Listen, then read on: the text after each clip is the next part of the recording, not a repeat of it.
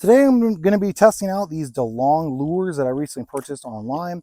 Now they do have a variety of different colors that you can choose from here. It's got a little staple so it's not opening up of course. Let me just kind of pull out and show you what exactly we are looking at. Obviously a variety of colors.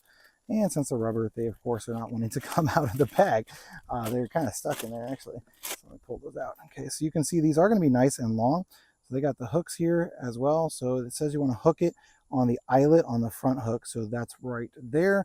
That's where you're going to want to hook according to the instructions. You do get a variety of different colors in each one as well. So you got the tail, you got the double hooks on these, on the front and the rear. You've got a ton of different colors, man. I really like this orange and yellowish one. Love the way that that is going to actually look on there.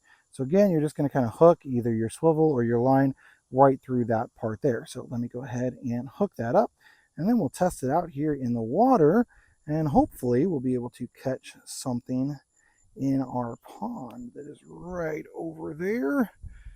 It is getting towards evening time, so they should be biting again. It's summer though, so they're obviously not going to bite as well over the summertime. There we go. Kind of struggling to get that in there.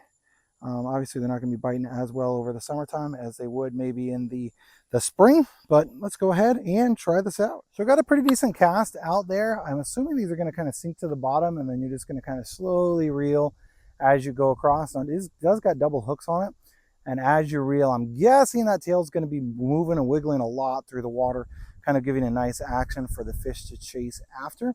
So I'm just going to be kind of going through here, and then once it gets up to shore, then we'll look and see what the action looks like. Assuming we don't catch anything before then. And it's going to kind of pull its way through the water.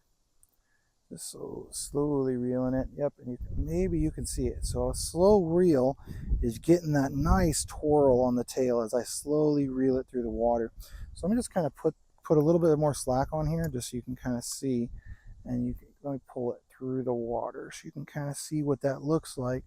Depending on how fast or slow you're doing, it's going to have a nice twist on there. You know, going fast, going slow, it's going to make a nice twist of that. And then you got two hooks, so hopefully, you know, whatever you're fishing for will grab hold of either one of those, either the one in the front or the one in the rear. So let's go ahead and see if we can catch something with it. Fortunately, I didn't catch anything. I do love the way that this has such a nice movement. You will need to make sure you got it on a swivel so that way it twists as it goes through the water, but I do love the movement as it goes through the water, and the variety of colors is super nice as well for this. So you know, you're talking, you know, you can make it kind of weedless as well by just kind of doing that there.